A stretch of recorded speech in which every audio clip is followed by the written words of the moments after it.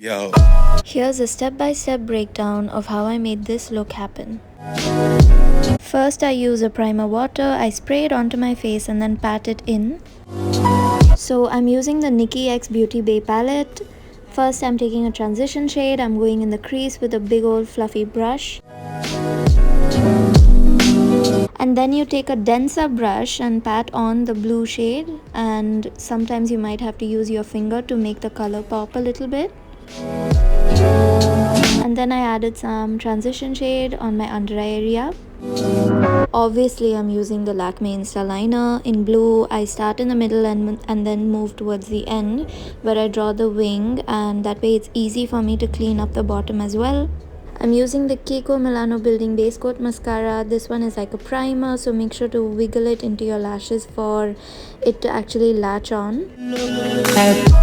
Combing my brows up and out with my Benefit 24-hour brow setter. And then I'm using this Burberry foundation stick only on the places of my face that I actually need the coverage and to make everything look seamless. When I'm blending it in, I use a dense brush and go in circular motions. Then I'm using Brash by FAE Beauty. This is the shade Jet Black. Make sure to wiggle it in.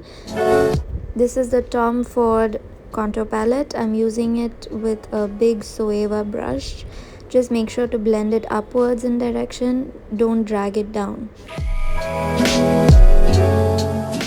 For highlighter, I'm using the MAC Strobe Cream. I put 3 dots on my face and then blended it with my finger, easy.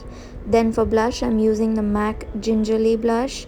Make sure the placement is right, somewhere along the side of your face, not just the apples of your cheek. That's more youthful and fresh. For lipstick, I'm using the Smashbox lipstick in Out Loud.